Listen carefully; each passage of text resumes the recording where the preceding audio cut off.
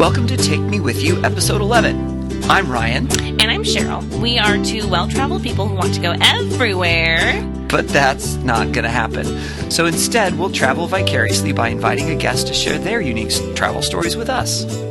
Today, we are talking to me about my trip to Spain.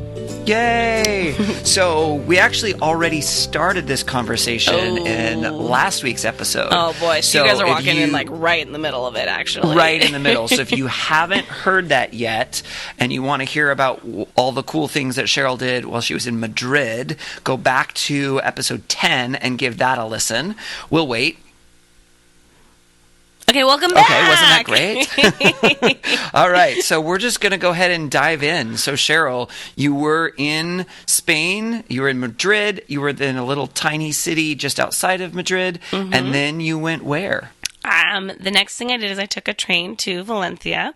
So that is on the coast if you go east from Madrid. So it is on the Mediterranean. Almost directly east? Sure. Yeah. I would say it's more east than any other direction. All right. It's on the Mediterranean. It is south of Barcelona. So Barcelona is also on the Mediterranean. They share the same coast, but it's further south. If you're thinking about the shape of Spain, I think it's somewhere between, like, halfway down that coastline. Okay. And so, yeah, I loved it there. It was a cool city. I would say visit, like, go there. It was very fun. And had you been there before? No, it was my first time there. I got to stay with this girl in the city. She was in an apartment there through a connection, you know. This family friend, Dan, who I had mentioned in our previous episode, who lives in Madrid, made some connections for me. And so nice. I got to stay with her. And I mean, I will just say, like, all of the hospitality I experienced was just amazing because, like, Spaniards, what I've been told and what I've experienced is, like, if they consider you family, then, like, they treat you so well. And so because these were connections, like, because these were friends of friends, then, like, people just took me in and, like, were just such amazing hosts and so kind and generous. And, yeah, it was just really good experiences cool. I had with that. And so, so I was kind of, I mean, I was sharing with you, like, in my planning episode that, like, I was assuming, like, I will need to make plans when I'm in the city because I'm staying with someone, but who knows, like, they're probably busy during the day or, you know, doing their own thing. But this girl, like, she's a student, but her program isn't starting for, like, another month. So she was available. And so between her and then her parents were actually the people that Dan knows, and they work at this camp that's, like, outside of the city a little bit. Between all of them, like, they hosted my whole time there. Like, oh, wow.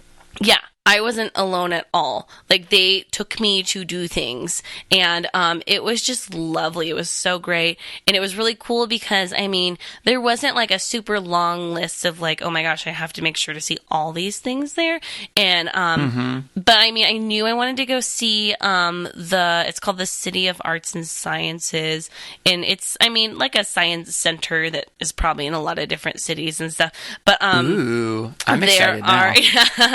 There's a series of buildings. They're all right next to each other by an architect named Calatrava.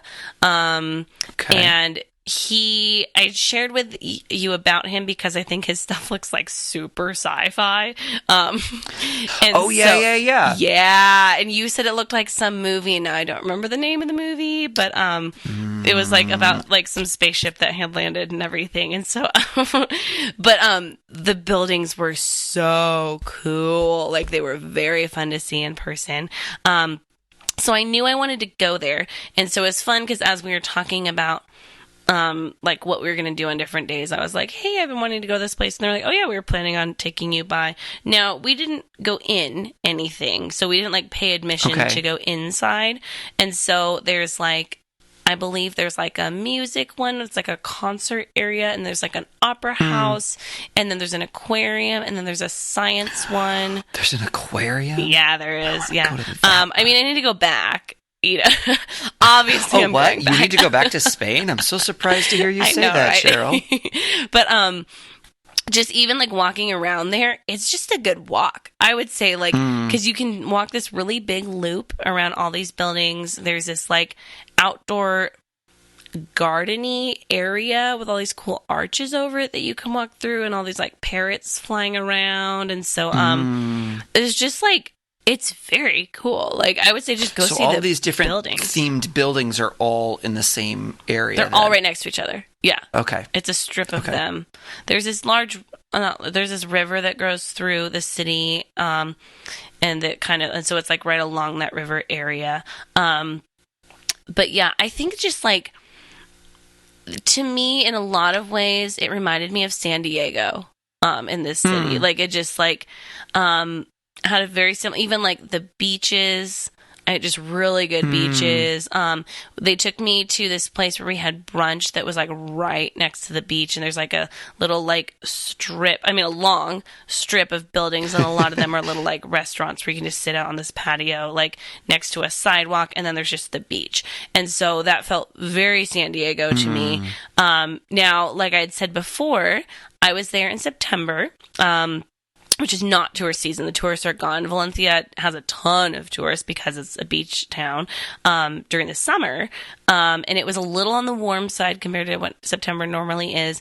But, oh man, it was so cool because we went to this like awesome restaurant and had like, this really good breakfast. Like smoked salmon and eggs and avocado and tomato on toast. It was so good. Wow.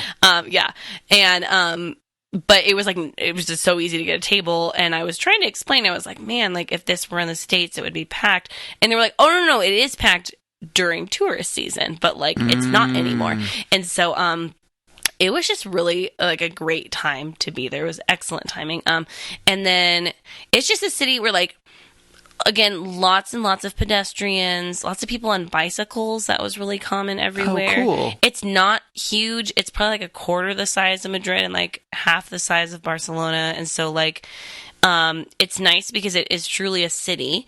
Also, it's not enormous. And so, That's nice. Really liked it. We went to the Old Town area and saw like the old market and went to an old cathedral and climbed to the top, to look out over stuff, which is always a fun.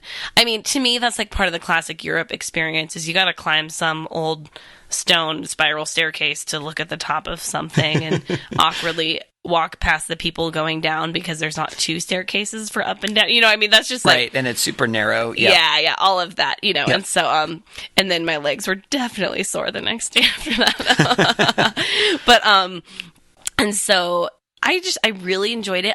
There is a little pueblo, which is town essentially, out just like right next to Valencia. You would still call it Valencia, but like they said it wasn't. It was still there. That you would love. Oh yeah, because they refer to it as Little Venice. Ryan, Really? it looks like Venice. What do you mean? How does it look like Venice? It looks like Venice. So this is a beach town. It's also one of the major, like, largest port cities, apparently. It's a big port as well. But so there is a little area where there's like a canal type of thing. It's just water from the beach, but I guess it goes like in the land a little bit and all around, and they've built houses all around it, and people can drive their boats up to their house. And it looks like Venice. like even the architecture style? Okay, now I was there at night. So the details on the buildings were like a little dark, a little hard to see. Yes. Okay, so the name, I have to tell you the name of it. So if people are like trying to find Little Venice there, it is Alboraya. Alboraya, Alboraya. Okay. Are you Googling it? I am. Okay, check it out. Alboraya. Oh, wow. Uh-huh. Right? So it doesn't look... Like, the architecture style is definitely different. Yeah, But like, it looks like Venice. Yeah. Oh, cool. It's cool. Yeah. Mm-hmm. So, yeah, that was a really fun. I would say if someone's going there, they have to go see that because that was really cool. And I need to go back so I can see it in the daytime because we went at night. And let's see what else. There's definitely a North African influence on the architecture in this city. Like there's the domes with the blue and like you can see kind of that like North African influence. And so that's really cool and interesting to see. Valencia also is where horchata is from. Which is that a food? I feel like I've heard of that. It's a drink. I told the people I was with that I thought it was from Mexico, and they laughed at me. So because whenever you go to a Mexican restaurant, they have it. Right. Yeah, it's like that white, milky-looking drink. Now, I think Mexican horchata is just different than Spanish. That would make sense. And so, because this is from the, so it's from the chufa plant, which grows all over there. And they were very proud of like, this is where it's from. And we went to this one place where they were like, this is some of the best horchata you can get. And so that was really fun to go there. I liked it. It's not my favorite. I liked it. So it was really fun to try that. And like, it was this, so the restaurant we went to, it's called, Daniel, and they had a picture of, like, it's a really old restaurant. They had a picture of, like, the guy, the founder, like, with Dali. So that was kind of cool, like, on the menu and stuff. So that was kind of fun. And then traditionally what you do with horchata is you order this, like, pastry and you dip it in and then eat it. And it's this Sounds wonderful. Yeah, I knew you'd be in. And so those are called fartons. And it's like... I'm sorry. Sorry, I work with teenagers all the time. How old are you? What's your old age? enough to not have shouldn't have laughed. Yeah. But again, I work with teenagers all the time. So yeah, that's first thing that came to my mind. They actually don't pronounce the R quite as much as I did either. So like I didn't even quite understand how it was spelled based on how they pronounced it. So I didn't quite nail that, but Great. You're still Do I need to give you a minute or like I'll be fine. I'm good. Thanks. Take a drink of water. Take a minute. Yep, I'm good. Oh my goodness. That really got you. So it looks like a breadstick. But it doesn't taste like but it's sweet and it's much like puffier and lighter. And it has a little bit of like a glaze on top of it. Ooh. Yeah, and you dip it in, and then you eat it, and then and so that was really good. And for the four of us, I was with this family, so there's 3 of them and me, and they ordered 12 of those. So we, so we just kind of went for it, and I was like, well, I mean, I'm not gonna not eat these now. So well, yeah, that'd be rude. You wouldn't want to do that. That's the thing is like culturally, I just don't want to be rude, and so exactly, yeah, good for you. Yeah, way to be respectful I really of their sucked it up yeah. and ate delicious Spanish pastries. So that was really good. And then also it's fun because you can order. It's a little the chufa. It's a little fruit. Or like not or vegetable, some sort of like plant that you can eat as well. I mean, that's the only thing they use it for is to make the horchata. But you can just order that, and so I got to try that as well. And it's a very different flavor than the drink, but that's what they make it out of. So that was really cool. Okay, so one really cool thing I got to do was since I was staying with people who are like locals, like from Valencia, their parents were, I mean, like true, like this is their home, and one of the foods that is from Valencia, I mean, you probably have heard of it as Spanish food, is paella. Have you heard of paella? Oh, yeah. Yeah, it's like a rice dish with other, like, vegetables and meat or sometimes seafood in it. And I've heard, like, from people in Valencia, like, no, this is from here. It is only best here. Of course, that's... And so, sure. So, of course, I really wanted to try it there. And so I mentioned to this girl that I was staying with, like, it would be really fun to try at some point. And at one point, we were, like, out around dinner time, Spanish dinner time, not American dinner time, which is later. Right. She's like, well, where do you want to go? And I was like, could we get paella? And she just looked at me and she was like, at this time of day? And so, so she was like, no, you eat that for lunch. You didn't eat that for dinner. And so that was funny. Even it was like, she was like, no, only tourists get it at this time of day. And she's like, I don't even know where we would get it right now. And so it was like, oh boy. But they make it in like big pans sometimes, like over a fire. I mean, it's like a big thing. And so did you have some then? Ryan, not only did I have some, I got to help make some with these two women. What? Uh-huh. So these two women, it was at this camp that I was getting to visit, but these two women, I mean, they're locals, and one of them is also like the cook, and she's a very good cook. I got to have her food several times, because the food in Valencia is also very like Mediterranean, so like just really good food. Yeah.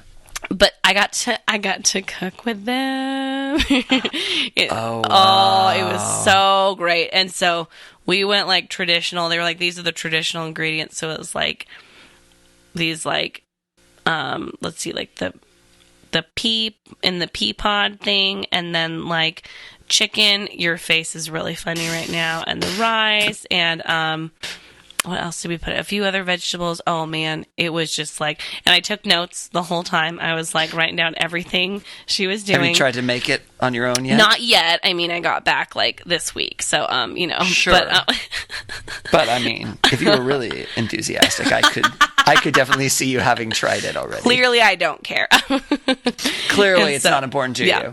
But oh man, that was like such a fun, unique experience. It was very cool. So yeah, and it was so good. Oh my gosh, it was just delicious. And so that was really fun. So yeah, that was great. I mean, all throughout this trip, really good food, lots and lots of tapas. So that was really fun. Do you know what tapas are? It's like at night where they're the little kind of like appetizers sort of things, right? Where you just like almost like bar hop, but you're tapas hopping. Is that right? Yes. But you get a bunch of little dishes that are like €1 or €2 sometimes. So you order like several things, like little plates of things for the table, which is just my favorite because I want to eat all of the food. And so getting to be like, we're going to have 5 things right now is like so fun. So you might get like a cheese plate, or you might get their ham there is incredibly different than ham in the States, and it's so good. Have you had the ham like in Italy, like the prosciutto or things like that? Like the really thin sliced, it just like maybe falls apart in your mouth. It's so good. So they have a very similar thing, although Spaniards would say that their ham is much better than prosciutto. It's a different type. Of course. But why would they not say that? And so, yeah, that's just all over the place. Although up in the Basque country, they don't call it tapas. They call it pinchos. And if you say, oh, it's like tapas, they're like, no, this is pinchos. It's different. It's the same, guys. And so, anyway, it's a really fun way to eat out with like all these different things, all these really yummy foods, and lots of ways to get like good protein as well, or like really delicious things. And so, yeah, so that's really fun.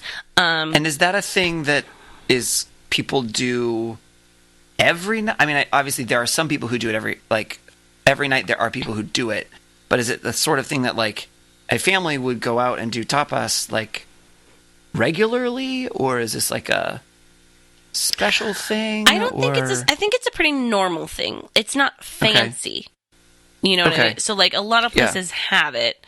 It's all, I would compare it to happy hour here, maybe. You know what I mean? Or like a lot of places like. Okay. So I don't think I think it would depend on like. I mean, I think people just go out a lot in Spain, and like I don't, and so I think it's not like a fancy restaurant that does it. It's very like typical. But it's also not like bar culture, right? It's a different it's so feel. Different. Yes.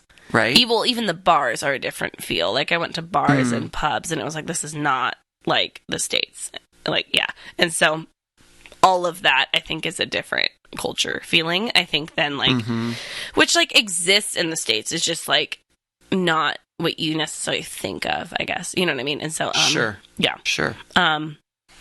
Yeah, and so let's see if I have anything else to say about Valencia. I just It's now on my list, so... Yeah. I got to go awesome. to the Puerto, that's the port, got to go see that. Walk along the beach. The Mercado de Colón is used to be a farmer's market. It's a gorgeous building. And now it has, like, fun restaurants and stuff in it. And so it's kind of cool because, like, that's a fun place to visit. Also, that Daniel Horchata place, they have a location at this market. I'm going to show you a picture. Oh, okay. Of it. So here it is. This is the outside Ooh. of the Mercado. So there are markets cool. you can go to. There's way more common to be able to go to a market to shop without it being a big, like, touristy thing. In Spain, it's just how people shop a lot more. This one is now a touristy place where, like, it's gorgeous. To me, it almost looks like a train station. Like, if you look at that high ceiling with the glass. Definitely has a train station look to it. Yeah. But there's, like, these little restaurants and stores along and, like, a fountain below. So, that was a really fun place to visit. That's cool. Yeah, let's see. But it also doesn't have, like when I hear market, that's not what I picture. What do you picture? That looks much more... Like, I picture not quite a farmer's market, but more farmer's market type of feel, where it feels less City? formal and put together. Oh, yeah. okay. Like, that looked those pictures at least looked much more, like, clean. And I don't mean clean as in, like, not dirty, but, like, clean lines and very organized and very intentional, as opposed to, like, when I think of market, I think of, like, lots of things, and there's things over here, and there's stuff over there, you know, that's just a different kind of feel. And those pictures didn't look like that at all. Yeah. So I did get to go to a couple other markets as well. So I'll show you some from Barcelona. I would say definitely the buildings, that was all pretty similar, like a nice building. I would also say they all felt very clean in a sense. Yeah, I'd say they felt clean. A lot of them were busier because they were actually, like, acting as markets still. You know what I mean? And so, but, I mean, it was, like, a nice building with, like, you know, like, doors and windows and, you know, like, and all of that. And then, like, official, like, spots for vendors and things like that. And so, yeah, I'd say definitely, like, if you're in Spain, or I think a bunch of other countries, really, like, there's just really cool markets to be able to visit, where you can do good shopping. True. And so, it was fun to get to visit this one that now is, like, has become something else. Another item, a food item that I've been told is from Valencia, and then I saw it in other parts of Spain too, is the granizato. I know the word granita from a coffee shop, which is, do you know that word? It's like, like kind of like a frap, like a blended drink situation. And so they have them, the machines that they have them in look like a Slurpee machine or a slushy machine or something like that. Like spinning thing with the ice and everything. So they have them all over. And I was so surprised because to me, that's such an American thing to have this, like, slushy machine of, like, a blended ice I mean, it drink. seems like a fast food type of a thing. It does. They had them all over. I saw them a lot there. I saw them in Barcelona. And so, I was told the two, like, traditional flavors that a lot of people have are the coffee and the lemonade. And so just like a blended lemonade drink or a blended coffee drink, not with milk. It's like just like the coffee, the ice, and sugar. And so that was like, and then they have all these other flavors at varying locations and things like that. So that was a really, I mean, I was telling this girl I was staying with, I was like, I'm just really surprised that these are here. And she's like, well, yeah, I mean, we've had this, and so that was really interesting. And they were, I mean, of course they were delicious. And so, but it was funny because as she was speaking English to me, she's like, well, do you want to go get an iced coffee? And then that's what she was talking about, was that drink. And so that was kind of interesting. Okay. So, sure. Yeah. Makes sense. Yeah. Let's see. I also learned, I don't quite know what this means. I haven't Googled it. We were at this beach and this woman, she was pointing out to me, do you see those blue flags like hanging up on these flagpoles? She was like, yeah, there's some sort of like award that some beaches get or something like that. And so you can see these like blue flag beaches means that they're like up. I don't know. I don't know if it's up to a certain standard. I don't know if it's a set number of them or like a ranking system or what. But she pointed out these blue flags to me at this beach that was really close to the port in Valencia. So, anyway, that was interesting to see that there. Are you Googling it now too? I am. Yeah. So Spain's record number of blue flag beaches. Oh, it's actually called blue flag beaches. Yeah. Oh, that is apparently. A tongue twister. Oh, I found it. Sorry. Oh, you found it? Okay, tell me about it. So this award is bestowed by the European Environmental Foundation. Oh. Beaches where you can find information on all the nature spaces throughout the area, specialized life-saving services, first-rate water quality, signposted areas for surfing, kite surfing, watercraft, pedalos. I don't know what that is. Easy access. So. Oh, the pedalos! I saw that. I think that's the stand-up paddle boarding. Oh, I think that's what that was. Yeah. Yeah. So it also says you'll find a blue flag flying on 1 out of every 5 Spanish beaches, and 1 of every 6 blue flag beaches throughout the world will be in Spain. So, you want a beach vacation? You know Apparently where to go to Spain. Yeah. Now you know. I did see some very good beaches on this trip, and I'm big fan of beaches, so that was really fun. So, yeah. So then I took the train to Barcelona. Which was the one I was the most excited for you to go to. I know. You were very excited about this. So this was my second time visiting Barcelona. I was really excited to go back because I did enjoy it a lot my first time.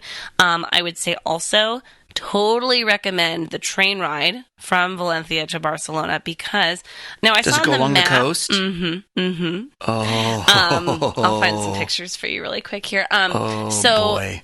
Okay, you can see on a map it's along the coast. However, that doesn't necessarily mean much because, like, there's times I've been on a train ride along the coast and then it's like, oh, wait, there's a wall. Or, like, it's not actually, you know what I mean? Like, right. It's hard to tell, is that actually what it's going to look like on the train ride. This was a great train ride. So I'm going to show you, like, an example of my view. That's from the train? That's from the train. I took that picture from the train. That's beautiful. So, like, practically see-through water. And sandy beaches and palm trees. And the water was so blue. Yeah, so this was like... And then green trees. Yeah, so that was my view. On the how long was the train ride? Couple hours. Not terribly long. I'm not quite remembering the exact time, but yeah, a couple hours between the two.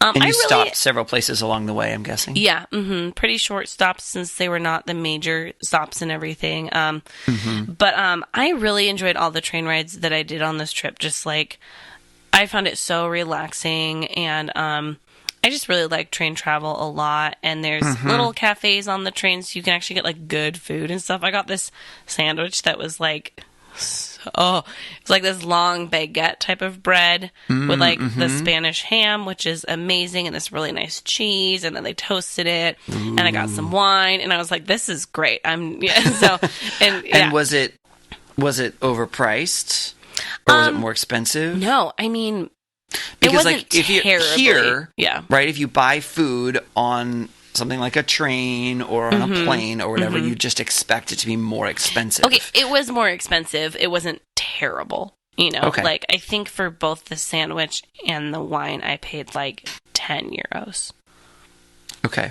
So, like, you know, I mean, it's possible to go to lunch somewhere. If it's a nice sandwich, it depends on what kind of sandwich you're getting, really, you know. Like, sure. Sure. It was good. I mean, the ingredients were, like, really quality and everything. And so, nice. Yeah.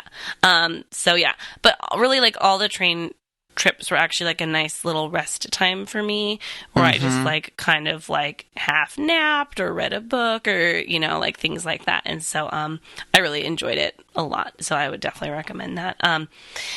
But yeah, and then Barcelona, man, it is just like, it was funny because people compare Valencia to Barcelona in some ways, and I mean, they're on the same coast. the people in Valencia, I think, have a bit of a complex about it being smaller than Barcelona and everything, which is funny. I heard a bit of that as far as like, well, I mean, it's not a huge city, but... And I was like, I like that it's not a huge city. I actually, like... Yeah. Enjoyed that about it a lot. So it was funny that, like, I kept hearing that. But, I mean, just comparing the two, like... You get out of the train station in Barcelona and it is just like fast paced, like even the pace, like I walked to my hotel from the train station, which was like a 45-minute walk. And I just, like, I mean, we've established, I just like walking. And so, and like walking in cities is fun. And also I think for me, it's fun to start getting like the lay of the land and like to actually see the buildings and not be underground doing transportation and everything. And so, But I walked like a very fast pace just because it was like, this is the pace of, that's how it just felt like the pace I should be walking. And like put in my headphones and listen to some bangers. And you know what I mean? It was just like, it was like go time. And instead of all the bicycles, there's lots of motorcycles, you know, and just like, I mean, it's fast and it's larger and it's fun. Like, it's a really fun city to visit. Yeah. It doesn't feel as restful there unless you get out to the beach because they also have very good beaches. But I would say in general, I mean, and there's even like in Valencia, there's just like almost all of the restaurants have like outdoor seating. That's very, very common. And I saw that in a lot of places in Spain before. But in Barcelona, it was way less common. And I don't know if it's because like of how the city is or whatever. I mean, there is still, like, compared to the States, there's still a fair amount of places with outdoor seating, but it's not like every restaurant, you know, and so... yeah. So let me go back just a minute. You talked about how you walked for 45 minutes to get to your hotel. Yeah. And you liked to get the lay of the land. What did you end up doing as far as directions and stuff? Did you download Google Maps offline? Like, what did you end up doing for that? Because I think we talked about that in the planning. Yeah. So I did do the downloading offline of Google Maps. That was really nice. The additional thing I did that really helps me, because directions is like not my strong suit. Okay. And so I just Googled walking directions from the train station to my hotel. And then I also, just to like have a backup, took some screenshots of it. So I took screenshots both of the directions with a few zoomed up and then also of like the step-by-step directions. So both like the visual of the map. And then, but since I had the map offline, it was nice because I could zoom up and see what streets, and then I paid attention to what streets I was passing and everything, and so it worked out really well. And so you downloaded those maps before you left here, or just in with the previous Wi-Fi? city, there's just so or... much Wi-Fi around. Like, yeah, it was incredibly easy for me to find places with free Wi-Fi, and so that was great. Even like, okay, I don't know if this is true of every Starbucks in the world, but like... I didn't have to re-log into a Starbucks Wi-Fi when I went to a new location of a Starbucks. Like, it was automatically connected. So even sometimes I'd be walking on the sidewalk and all of a sudden my phone would like start blowing up with notifications. And I'd be like, what happened? And I'd be like, oh, there's a Starbucks right here. And I walked past it and my phone connected to the Wi-Fi.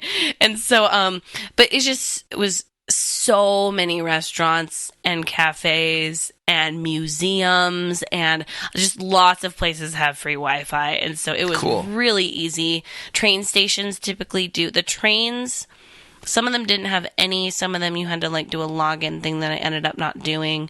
But a lot of train stations have it too. It was just very easy because I didn't do any kind of like a data plan or anything like that. And so, because I also do really enjoy the challenge of like having to use a part of my brain that I normally don't use and like actually figuring out how to get places and stuff. And so, but like I said, I mean, with me not being very good at directions, I think whenever I arrived somewhere new and I knew that I was going to have to get myself back to my hotel or myself back to a train station or different things like that based on where I was, I mean, obviously paid a lot of attention. And then I just tried to find like, okay, what's like a major street near me or like a major landmark or something where it's like, I can find this street, and then as long as I know which direction to go on this street, it will lead me to this place. And that worked really well. Like, I didn't really have a problem getting lost. And for me, that's saying something.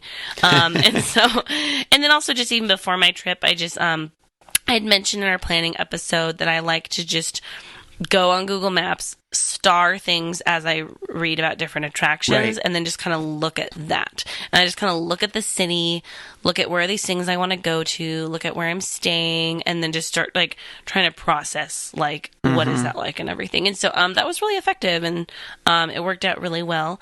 And then in Barcelona, so I went back to the Sagrada Familia because I've been there before. That's the it's a cathedral that is still in progress by Gaudi, and so that was very cool. It was fun to see it again. It's just amazing. I would just say, like, go. Buy your ticket online in advance because there is a big old line, but definitely go to that. And then, I stayed at the hotel that Rick Steves personally told me about.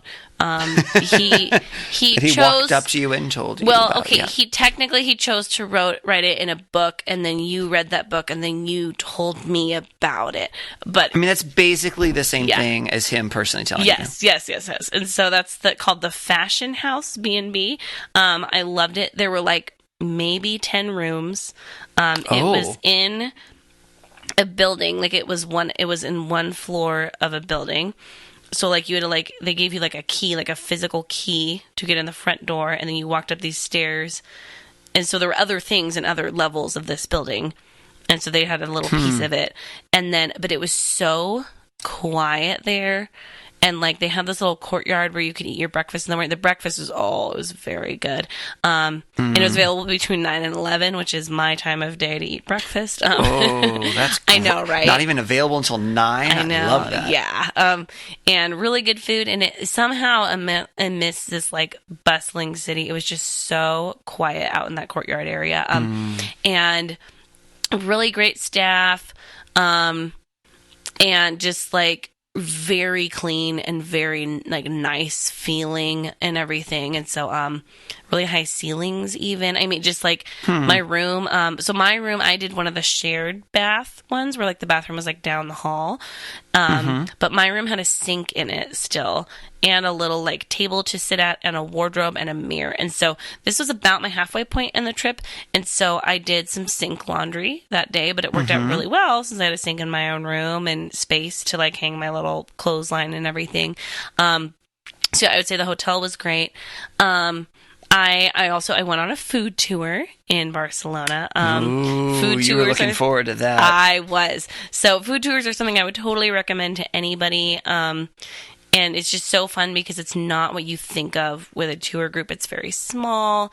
It's very much slower paced. You're not really rushing anywhere, and you get to go to all these different restaurants and shops and eat a lot of food and learn about the history of the food, and then learn about the history of the city as well, or the neighborhood that you're in. And so this one was one couple, the tour guide, and me. Oh, wow. There were 4 of us. That's was super cool. Great. Yeah, I loved it so much. The couple was from Canada, so it was really fun getting to chat with them and getting to talk about travel with them. I mean, that's part of why I love it, too, is just finding other people who love travel and speak the same language as you and everything. And so, and to hear, well, what did they like in that? So one thing I did, though, with the food tour, I scheduled it for noon for the first full day I was going to be there.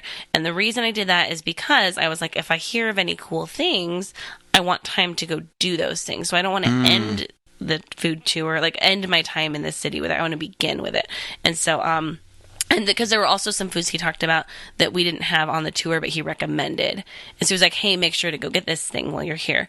So that was really fun. Cool. So yeah, I loved it. That was really great. And so that was wonderful. Let's see. Barcelona is very international. And so it's just there's even, you can see that in the restaurants. You can see it in the people that are there. It's just far less just Spanish. It feels, and in that way, it almost feels more like a city that it's in the States as far as even going out to eat, or things like that. And so that was really interesting. It's part of Catalonia, right? Yes, it is. Yeah. Which, depending on who you ask, is a separate. Yeah. Yeah, that's a little country, current event not really, going on right now. Is right? Am I remembering that correctly? Yes. Oh, yeah. Catalonia definitely wants to be. Well, okay. 50% of the people there want to be separate, and they've been voting, and it's almost a 50-50 vote. They've done it a couple times, apparently. And so, yeah, it's a really interesting dynamic that I've found, yes, in Catalonia, and then also in Basque Country. It's very, very different than the rest of Spain. And there's, in Basque, in Catalonia, in Valencia, there are also like a second language that is only that region. So there's Spanish, and then there's another language too. And so it's just very separate, far more than like the states are in the United States. Yeah. And so, I mean, the fact that there's different languages is just like very, very different from what I know, you know? And so, yeah. So, but yeah, something you won't like is it is more humid there. So sorry about that. But I don't remember that from the last time. The last time I was there was in March, and so it just wasn't. I was wearing like a sweater and jeans and boots last time I was there, and so obviously that it didn't really matter as much. Let's see. Also my hotel did have AC, so congrats to me on that. And let's see, I went to the Picasso Museum in Barcelona. That was really good. I would definitely recommend it. It walked through pretty much in chronological order of his art, which if you know anything about like the development of his art was very cool to see that he started really by becoming a very good painter and learning how to do things the right way and all of that. And then over time developed his own style. And so his early art is vastly different from his later stuff, and so that was really fun to see that. So that was great. I got to go down to the waterfront, which was really fun. I love a waterfront. There was a little like food festival happening down there, so that was fun to see that. And went to this really cool beach bar that was like on the beach with live music and like normal priced drinks and food and everything. And so that was really fun. I walked along Las Ramblas, which is like this street that is really wide. There are buildings and there's traffic that can go both ways. But then there's a middle section that's really like almost another sidewalk, but much wider. But in the middle between the lanes? In the middle between the lanes going the other ways, with even like little like restaurant seating along it, just a ton of people walking along it, little like people selling things. I mean, just all sorts of things along there. And so that's like and lined with trees as well. So that's a really fun area to walk around. On the food tour, we went to a market, and the one he took us to, there's a market that's more famous, the Mercado de Boqueria, and I went there. That's right on Las Ramblas.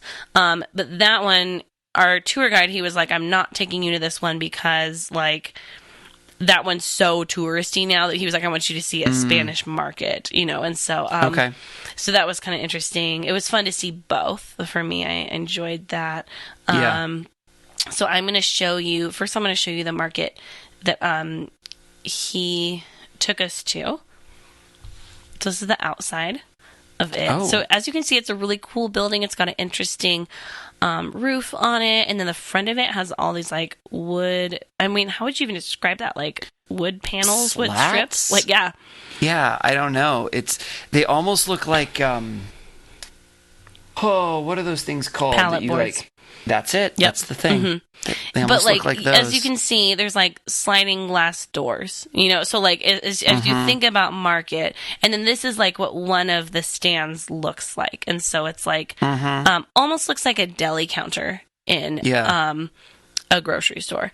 And so that's, you know, kind of what he was saying is a very like typical market. And then, I'm also going to show you,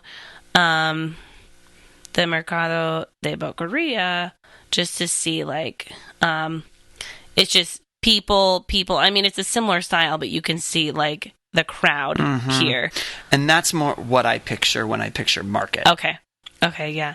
So I mean, that makes a lot of sense if that's what. And then I'll also show you Las Ramblas. So this is the middle section where people can walk. And then you can see there's like a street on either, I guess a lane on either side, one going one direction, one going the other, and then the buildings. And so it's pretty wide. There's a lot of space. Yeah. To walk along. So, yeah. And then let's see. And then, like I said in the last episode, I did go to the Casa Mila, went to the jazz concert. It was. I would say go to it. Just don't go to it alone. It's something that they do all summer and through the end of September, and so that was really cool. And so, yeah, that was my time in Barcelona. So we had talked about maybe you doing like a day trip somewhere. Did you end up doing any of that? Or did you just stay in Barcelona? I did. So my last day there, I took a day trip up to, okay, now this is part of what's interesting about language. In Spanish, it's pronounced Girona. In Catalan, it's pronounced Girona. Girona. Oh, okay. And so, either way, we'll say Girona. I took a day trip up to Girona. Another connection that Dan made for me was he knows some people that work at a camp up there. And so they made some time to see me that day, which was really sweet. And so it was just on the faster trains, it's a 30-minute train ride. And then the train station lets off like right in the city. And what a gorgeous little city. And I mean, Girona is like up at the base of the Pyrenees.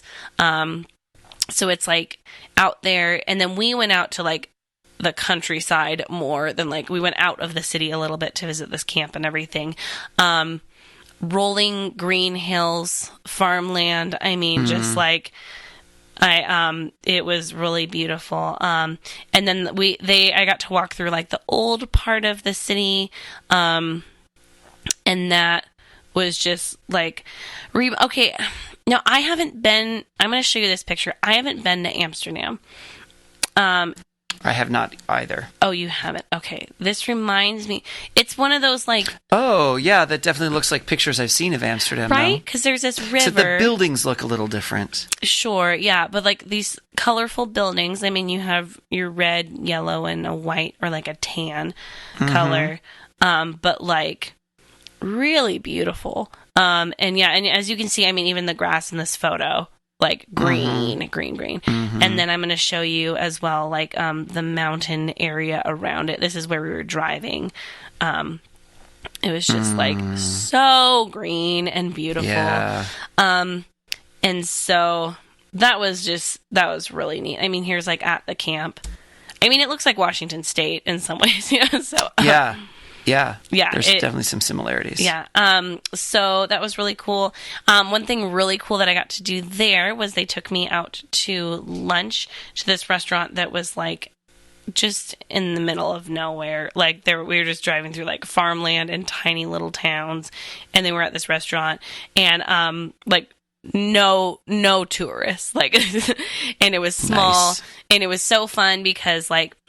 So I was with like there were like 6 or 7 of us at our table, and they were like talking me through what was on the menu and everything. And I was like, okay, like everywhere I went, the one thing I said is I was like, I want to try the typical, like I want to try the food that's like, no, what do people eat here? You know? And so, and so I said that, and I was like, what's like typical Catalonian? And they were like, oh, everything on this menu. And so, it was so funny because you got to pick like a first thing and then a second thing, so it was more like some sort of a vegetable-y dish and then more of a meat dish kind of. They do lots of roasted vegetables up there, so that, or like grilled things, so that was very fun. So I got these really good grilled vegetables with like anchovies on top that was just delicious. And then I had snails, so that was so fun. Oh, yeah, I've been wanting to fancy. try them. I never have. Now, it was very different than how I understand that like French snails are prepared. But oh man, I loved it. So good. The sauce was just amazing. Yeah, it was great. And what about the texture? I was cool with the texture, but also you have to remember I like shellfish and things like that. Like I like mussels and clams as well. And so like, I mean, I'm down with that. Actually, I would say the texture was less questionable than eating mussels. And so, yeah, no, I was into it. It was very fun. So that was really good food. So yeah. And I mean, again, the train ride between Barcelona and Girona was just like gorgeous, like green hills, some little like castle type of buildings that I was passing, and just like, oh, it was so beautiful. And so that was really cool. I got to see a lake where the Olympic rowing happened when the Olympics were in Barcelona. Oh, cool. And so it was a beautiful lake in this little tiny town. That was really cool. So yeah, that was my little day trip. That's cool. Yeah. Okay, so then I took the train to Pamplona. Have you heard of Pamplona? That's where the running of the bulls happens, correct? Okay, yes, that's you what are it's known correct. for? That is what it's known for. Apparently, still today, running of the bulls happens everywhere. Apparently, every pueblo has a fiesta at different times of the year for 8 days. So every pueblo means like every town, not like every major city, like every town has a fiesta for 8 days. Where like, and it looks like carnival rides and concerts, and it looks like a fair, like you know, like what we would do, like a state fair, but like every pueblo has one for that long. And it's like people are out till like 5 a.m. I mean, just like, oh geez, yeah. Like, and I had been told about it by like these people I was staying with in Madrid, because they were talking about how like their pueblo was getting ready for it. And so you could see like they didn't have like the fences for the bulls like permanently in their town. So they had to have them like temporarily built in a spot. You could see these like fences for when the bulls were going to come through. And so, yeah, that's like still a thing. Wait, so while you were in Madrid, they were setting stuff up. Were you in Pamplona when they No. It's all at different times of the year. Now, I didn't actually stay in Pamplona. That's just the train station that I went into, but it was interesting being like, Pamplona, why do I know that name? And then being like, oh, yeah. And then, so that was interesting. So then this gentleman who, again, friends with Dan, works at a camp out. So it was like a bit of a drive, probably like 45 minutes or so. So he came and picked me up at the train station and took me to their little town that nobody's ever heard of called Estella. It's like 1,000 years old and 2,000 people live there. I mean, it's just, When you say it's like 1,000 years old, that is not an exaggeration. Yeah. It's actually 1,000 years old. Sorry, it is 1,000 years old. Yeah. And so just to clarify. Yes. So he took me out there. It's actually 1,000 years old. Also, fun fact that I learned about Estella is that there they do running of the cows as opposed to running of the bulls. Sure. Yeah, you know. So there's that. But yeah, it was a really cool little town. It was little and so fun to walk around. It was on a river, and just like, I mean, so adorable, gorgeous buildings. I mean, we went to the library that used to be a palace, and now they use it as a library. I mean, just like gorgeous buildings and gorgeous like churches and shops, and oh man, it was beautiful out there. So that was really fun. Now, actually, some people might have heard of it because we ran into several travelers. So it was this man's wife. She was walking me around town and telling me about the town and everything, and she spoke some English, and so she heard other people speaking in English, and she was like, oh, look, they're like you. So she just starts up a conversation with these people, because they're looking at this old like historical building, like trying to figure out what it was. So she told them about it, and then they started talking to me, and they were like, oh, are you doing the Camino de Santiago? And I was like, no. And then I was wondering, like, why are they asking me that? That feels like a weird question to ask. And it's like, oh, because this town is one of the stops on the Camino de Santiago. Now, do you know what that is? I know that it's some sort of pilgrimage road thing, and that's about all I know. East-west along northern Spain, kind of like the PCT on the west coast, but that goes north-south. The Pacific Coast, the Pacific Crest Trail goes like from Mexico to Canada. You can like hike that. So, but this one goes through towns, and you can stay at hostels. So, like bonus points for that. I might be interested because, like, the hostel part, but then combined with like the hiking part. That sounds very nice to me. But so this is one of the stops. So I noticed a lot of like hostels around this little town. And then I heard a lot of people speaking English, and it was like, oh, those are young people who are definitely on a hiking trip right now. And so, you know, overheard conversations and where it was like, oh, yep, you're doing the Camino, aren't you? And so, so that was fun, and that's one of my travel goals is I would love to do. Even like, I mean, the whole thing takes a while. It'd be fun for me, I think, for like a week, you know, or something like that. And so, but that was really cool, being like, oh, because I was like, why are they asking me about that? Was so random. And I was like, oh, that actually makes a lot of sense. And so, that was really cool. And then let's see. So I got to go there, and then from there, the next day, I went up to now this was a more of a last minute thing. Got to go to a fishing village on the north coast of Spain, about halfway between Bilbao and San Sebastian, called Mutriku. Oh, definitely never heard of that. Country. Now, when I pictured that, I don't know what exactly I pictured. I pictured kind of almost like a house on its own, or like just a few houses or stuff. It was still a pueblo, like it was still a little town altogether. But man, the Basque Country does not look like the rest of Spain. It was so interesting because you go over the mountains. Now, those mountains are not the Pyrenees. It's the Picos de Europa. Those are the mountains that run east-west across northern Spain. So Basque Country is on the other side of those mountains. You go up, not along the whole part, but along like the northeast part. Because Basque, there's also like French Basque right there as well.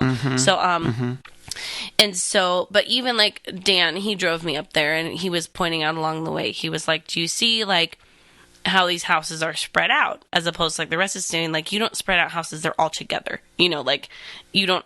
And so it was interesting. Even that was different. That looked more like the States to me, because in the States you do spread out houses when you have the land for it. In Spain, everything is close and together in a pueblo, you know, so that was interesting. But like, so it was like this old, originally Mutriku, it was, a whaling village back in the day where like people did whaling, and now they do fishing, you know. So but it's old. It was, you know, that area was founded more like by Vikings and things like that. So like the buildings to me don't look like Spanish buildings. Like it didn't look Spanish. It looked more like Northern European to me. Like my parents recently went to Norway, and they showed me some photos, and like that looked like more like Norway, you know, as far as like it's this little town on the water, but then the hills go up very quickly. And so the buildings like are all along those hills, but you can, from the water, you can see all of them because the hill is steep enough. You know what I mean? That you can see them, and little narrow streets to walk along, and all these, there are things that are considered streets, but they're staircases. I guess that'd be more just like foot traffic in that case. And color, you know, and lots of like, and it's so green up there because that's the side of the mountains where they get all the rain. So it's way more green up there. And so it was just like, I mean, there's like areas of the city that are like from medieval times. I mean, just like, it was so cool. And good beaches along there and everything. And so I stayed with this family there. They're Bulgarian. They've lived in Spain for years. But they're from Bulgaria. And so, Spanish was our common language between the two of us. So that's what we spoke. Interesting. And so, but I mean, just lovely, lovely people. But like where they lived, like their building was way more modern, and like being in their apartment felt like being in IKEA pretty much. I mean, just like, I mean, you know exactly what I'm talking about. I do, so, because I've had that experience when I've been to parts of Eastern Europe too. Yeah. So that's more, it felt like that. And so it was really sweet because I was then, as plans were shifting, and I realized I still was going to end up in San Sebastian because that's where I had my train out of, and I still wanted to see it. So I realized like, okay, so I'm actually going to do a hotel in San Sebastian that last night, as opposed to like, I was wondering like, I'll stay with them. And I was like, no, I have a morning train. So anyway, I had a full day with them. I was with them for 2 nights, but I had this full day with them. And this woman, she offered to drive me to Bilbao to go see it. And so I was like trying to figure out like, should I go to Bilbao? And I was like really tempted to, because I do really want to see that city. And I mean, it was like, here's someone offering to take me there. Yeah. But I was like, actually, I'd love to see your town. And she was like, what? This town? And I was like, yeah. And so she was like, okay. And so, because I was like, what a unique opportunity. Yeah. To walk around this little town that is just gorgeous and just like so unique, and like tourists don't really go there, and so, that was, I don't know, that was just like so cool. And so I'll show you a picture of the town. And that was just really cool. So in the morning, she walked me around and we went and found like some historic buildings and things like that. And then we walked past the beach, and I mentioned like, oh yeah, I like the beach. And so she was like, oh, I could take you here in the afternoon and just drop you off, because it's small enough that like where they live compared to everything's small because it's not a large area, which is cool. Between them, they took me out to lunch, and we had some really good food at this nice restaurant. And then they took me to the beach, and I got to lay there for the afternoon. And so it was good because it was a much more restful day, I would say. And then also it was like, oh my gosh, just like what an interesting area to get to visit and everything. And so that was, okay, so I'm going to show you a picture here. So you can see in this one, you can see all the boats. And then the background, you can see the hills with all the buildings on them. So, So we walked like a lot of downhill to get to the water because they're further up the hill. Just a really cool area. That's cool. Yeah, so I would say that was just like a really unique experience. So then from there I took the bus, because they had a bus that left from that town and went to San Sebastian. Most windy road bus ride I've ever been on. Because it's these windy roads along the coast. And what an impressive bus driver. Like, the way he took those turns, I was like, how is he doing this? Like, it was very impressive. Yeah. But yeah, drive along the coast, which is great. And then I went to San Sebastian. So this is kind of the last city I spent time in. And so But you're only there for a day then. I was there. I arrived around noon. And then I ended up changing my plans. Some of the other plans changed for the weekend. I was going to go like volunteer at this conference, and then they ended up changing locations and some things happened. So then all of a sudden it was like, I have a couple days and no plans. So I ended up deciding to go back to Madrid a little earlier. And just like have some downtime there, because I was going to be flying out of Madrid anyway. And so I ended up booking another train, switching my ticket from San Sebastian to Madrid. The fast ones take 5 hours, so it was a longer train ride. But again, it didn't feel long because it's just nice being on trains. And that didn't leave until like 4:30 the next day. So I had over 24 hours there. Okay. I loved San Sebastian. Now, technically, I've been there before. I've been there in 2000. With my family, we went through and stopped by the beach. I think actually we might have stayed there overnight, but really I just remember the beach. It's a famous beach. It's La Concha. It's like the conch. It's like a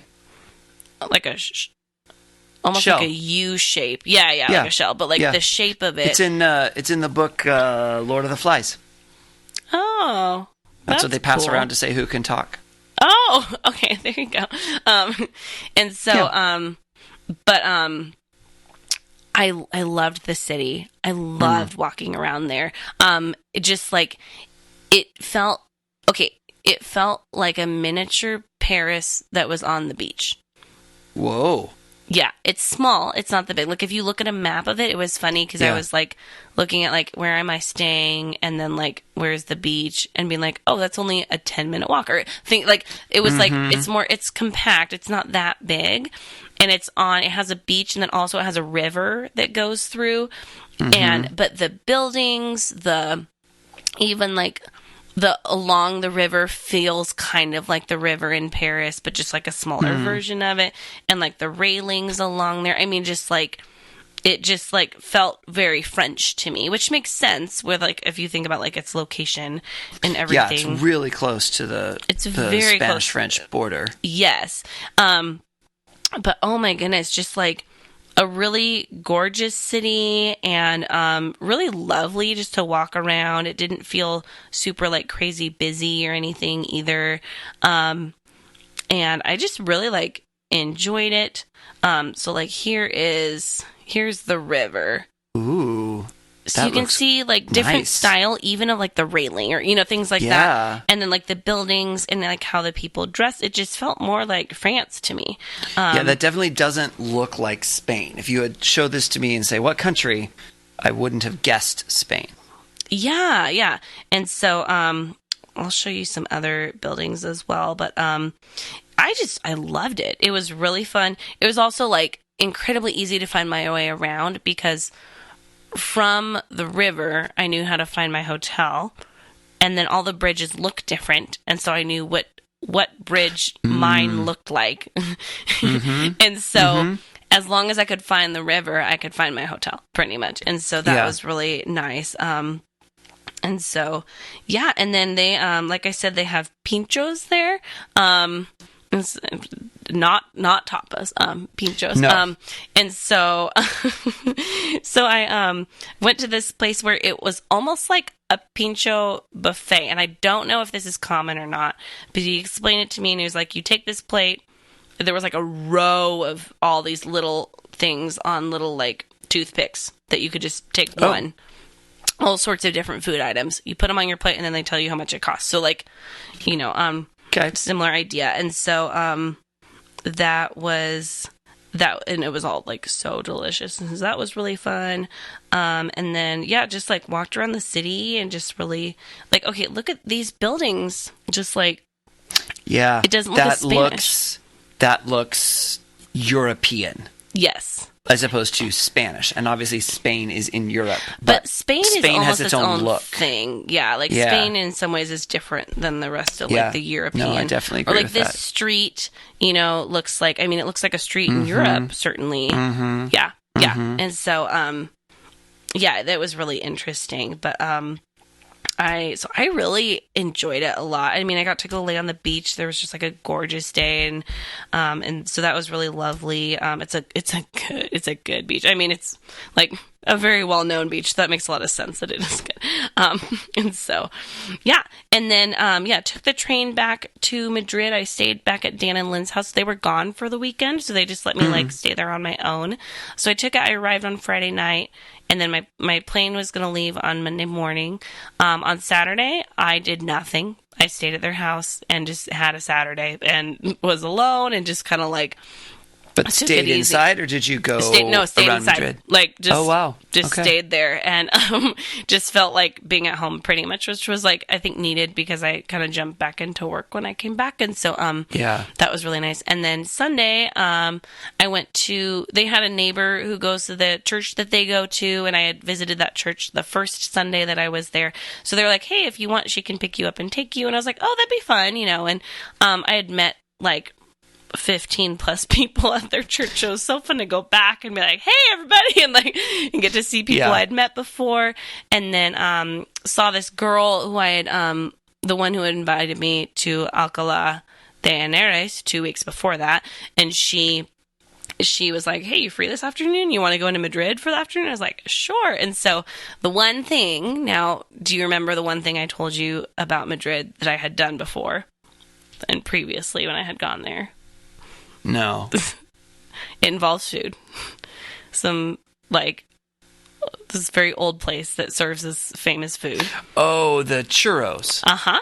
So, we were going into Madrid, and I was like, okay, so the one thing I didn't get to, that I was, like, not prioritizing, but, like, was thinking about, was those churros and chocolate. And so I was like, is it okay if I go to the churros and chocolate?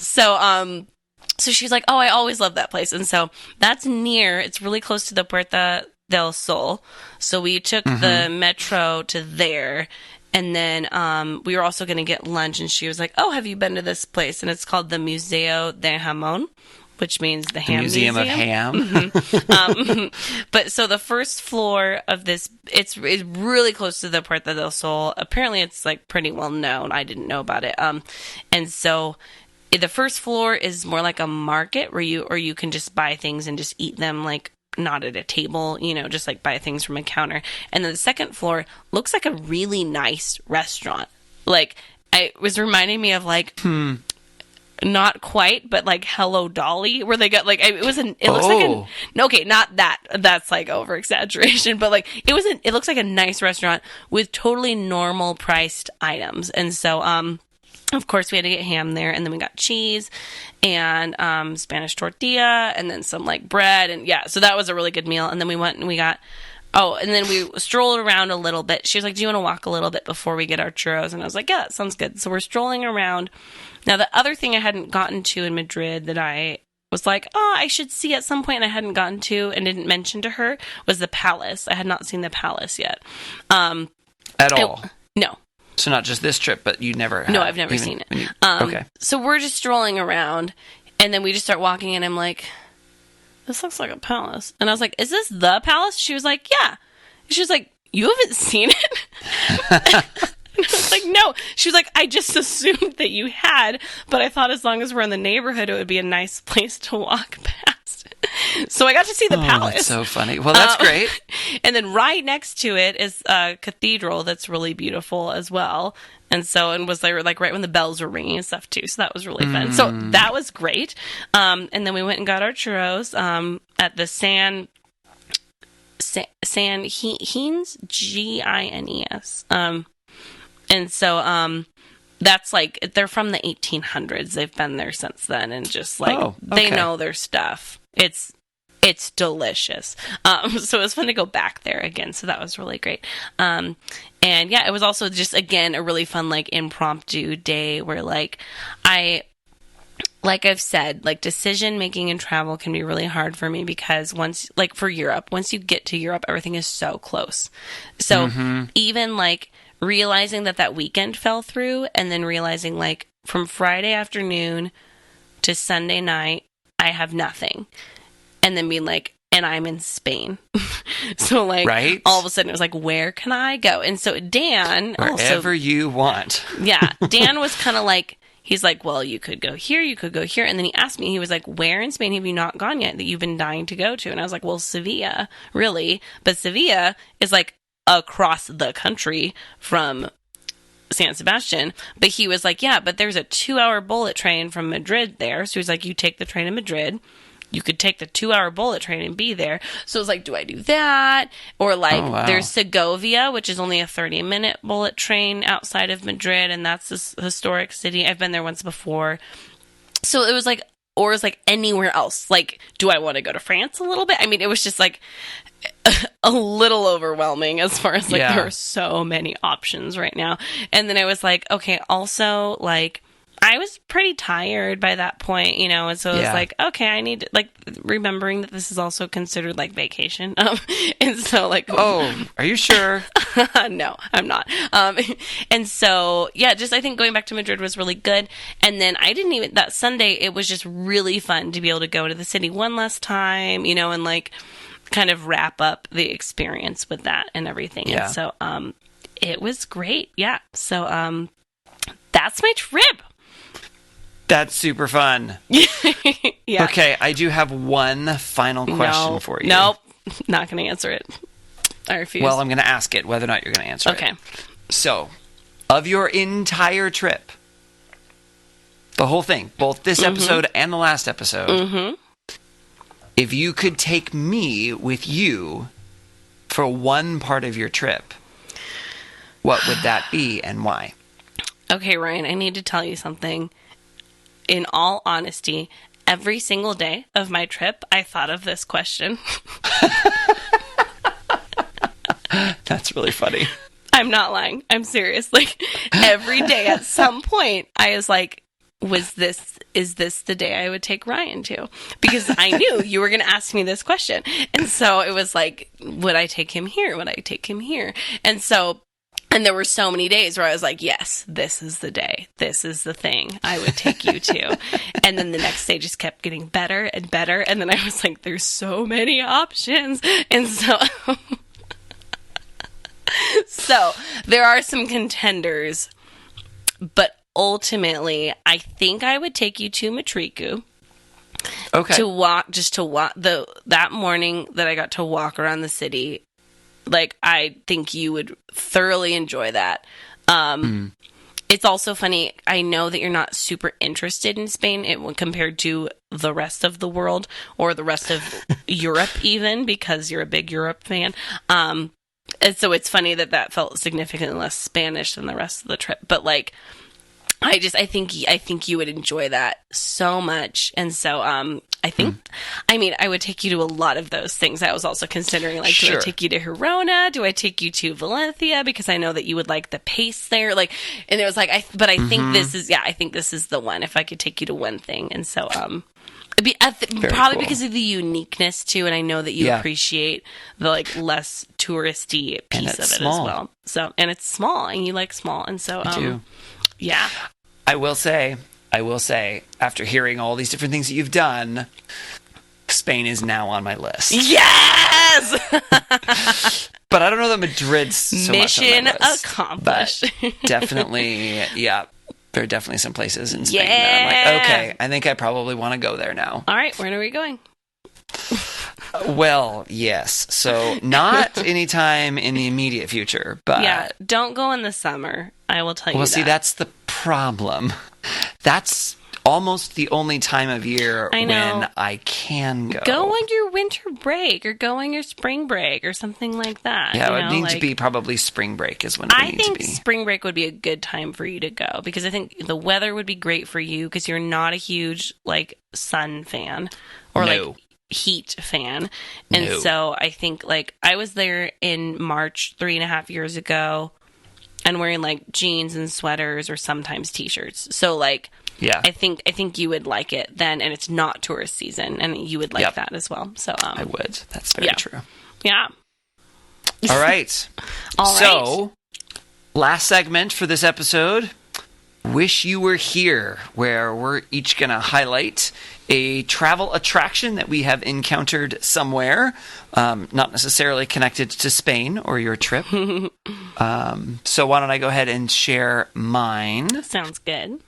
So I'm going to share about something here in the United States, down in LA, actually, called the La Brea Tar Pits. Oh, I've never been there. And I was going to ask if you'd ever been. Years. I've never been. Yeah, so I went several years ago. My sister lives down in LA, and so I went down to visit her at some point, and she was working. So I was down there in the summer, and I drove her to work in the morning, and then I had the car, and I had to do something. It's like, nice. Okay. So that was one of the things I'd heard of. I didn't really know exactly what it was, and so I drove out there. It's weird because it's in the middle of the city. Really? Yes. Like, there are skyscrapers around it in the middle of the city. Yes. Weird. I was not expecting that. Oh, that's weird. Huh. Yeah. It's really, really close to Hollywood, like actual Hollywood. Okay. But yeah, there's big, tall buildings around it, and then there's just... It's kind of like a park in the city. You know how sometimes in cities they'll have like these parks or whatever. It's kind of like that because there's this kind of big grassy area or whatever. But it's actually like a little pond size, I guess. But it's tar. It's tar. It's actually tar. Black tar. Sticky tar. And they have this museum and things, which is actually really interesting because they've got these different skeletons and reconstructed things of like animals that they found in it. And then I don't know. I found it just incredibly interesting, and obviously it's sciencey, and so I liked that. But it was also cool because they've got, this like grass lawn park area, and at least when I was there were these like random spots where in the middle of the grass, tar was like spurting up out of the grass. That sounds like a video game.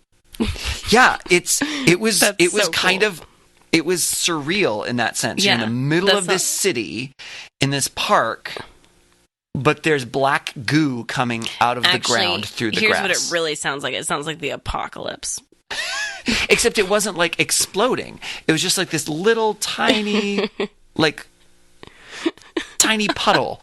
And like, so I definitely like took a stick and like poked at it and played with it because I was Of like, course I've you got to did. figure out Yeah, what this how is. can you But, not? Yeah. Yeah.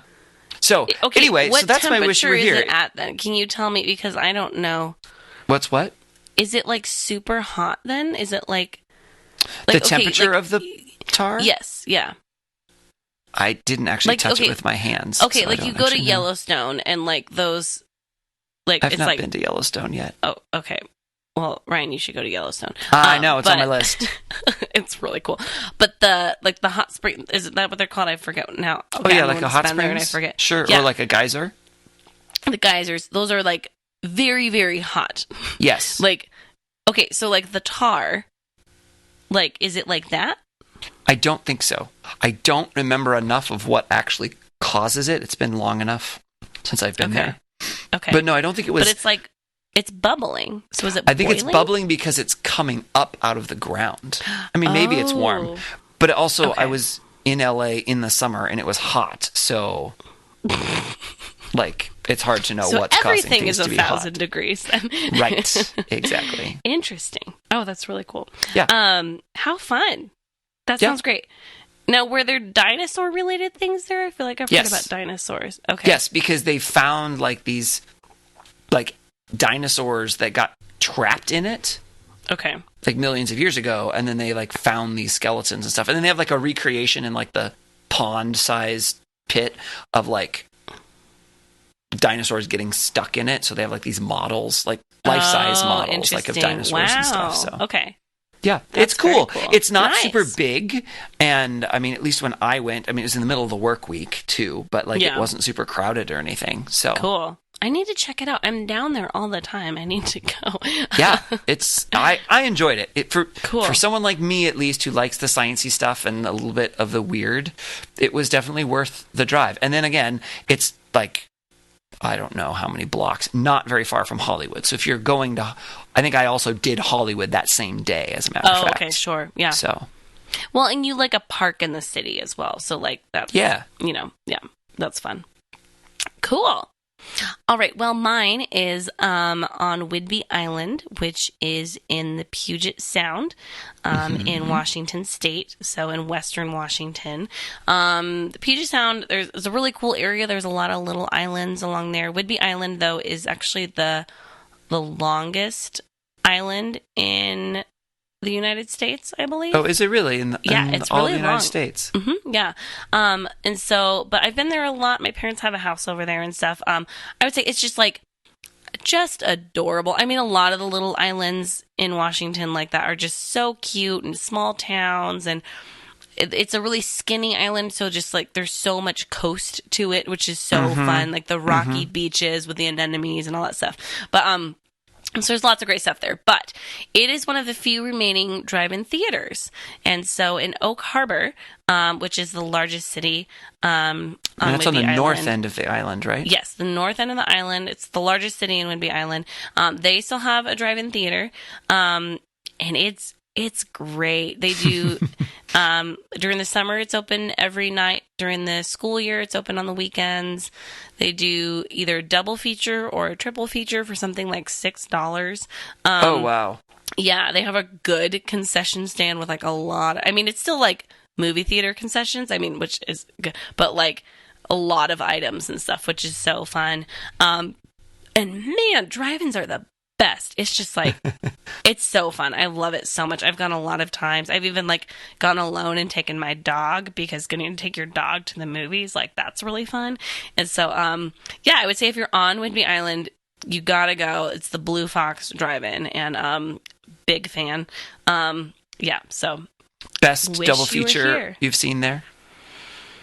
ooh, how do I pick? I mean, I've seen a lot of good films there. I I've seen Inside Out there. I saw Beauty and the Beast there. Saw one of the Star Trek movies there. The Star Trek one was a little bit tough because it was also a little rainy that night, and it's visually a very dark movie.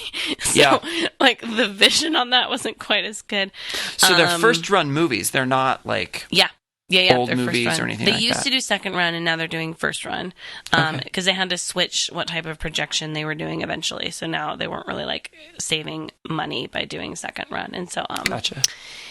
Yeah, big fan of that place. Oh, and they have go-karts. So if you come early, you can go ride some go-karts around. Oh, you don't ride the go-karts while you're watching the movie? I mean, I don't, but like you can ask them. Okay. Yeah. So, wish you were here. Cool. Yeah. You've told me about that for years. I've still never been. Really? I'm going to have to go at some point. Yeah. I'm going to have to tell you about it again. That's right. Listen to this podcast episode. Well, that's going to bring this episode to a close. If you would like to see some of the pictures of things that Cheryl has talked about her trip, then absolutely check us out on social media at Timwe Podcasts, at TMWI for Take Me With You Podcast, because we'll be posting some pictures and some things from Cheryl's adventures in Spain, so you can see some of the things that she was talking about and describing on the podcast. Yeah. You can also email us at timwepodcast@gmail.com and send us questions that you have, or maybe a fun travel story or something crazy that's happened on a trip, or a really amazing experience that you got to have. We would love to hear from you. We would. And if, for whatever reason, email isn't your thing, but you'd rather send us a text message or leave us a voicemail, we've got a phone number too.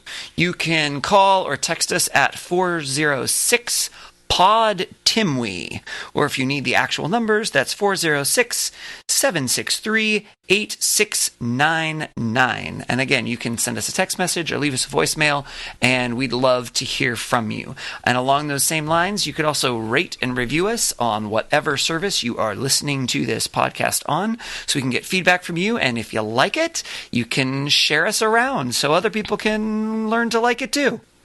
Yepers. Also, as always, thank you so much to Beth Morrell for our wonderful artwork. We love it a whole lot. Yes, we do. Thank you, Beth. And if you want to check out more of her art, you can check her out at Beth Is Something. All right, so that's going to do it for us this week. So until next time you travel, make sure you take me with you. Take me with you!